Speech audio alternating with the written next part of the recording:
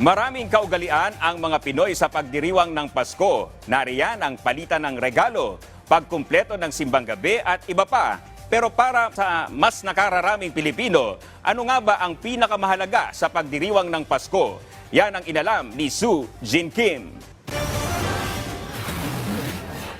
Dahil bukas na nga ang bisperas ng Pasko, nag-ikot-ikot kami para tanungin ang ating mga kababayan kung paano nga ba nila ipinagdiriwang ang Paskong Pilipino.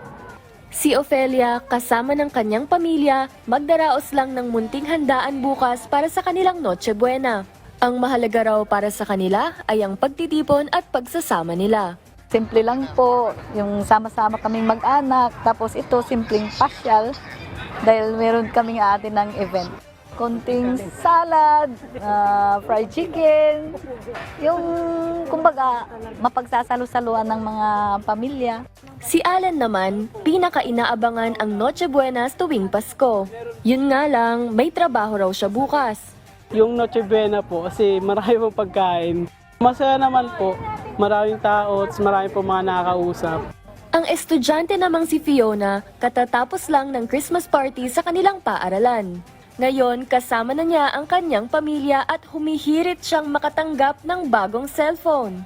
Wish ko po na sana ma-defense namin yung defense namin next year. Kasi major revision kasi kami, so kailangan po ma-defense ulit yung research namin. So yun po yung wish ko. Ngayong Pasko, pakinggan pa natin ang iba pang mga hiling ng ating mga kababayan. Maging maayos po yung pamilya at saka wag po sana magkakasakit. Sana maging healthy po ako at saka yung mga family and friends ko po, sana maging healthy rin po sila. Unity ng pamilya talaga. Gusto ko lang yung syempre mapayapa ang matahimik ang bansa. Di ba maraming mga kaguluhan na nangyayari. At lalo na yung di ba, na i-issue na yung sa China na sa ating sa Scarborough show. Kaya gusto ko tahimik. Tahimik ang lahat. Sama-sama ang mga pamilya.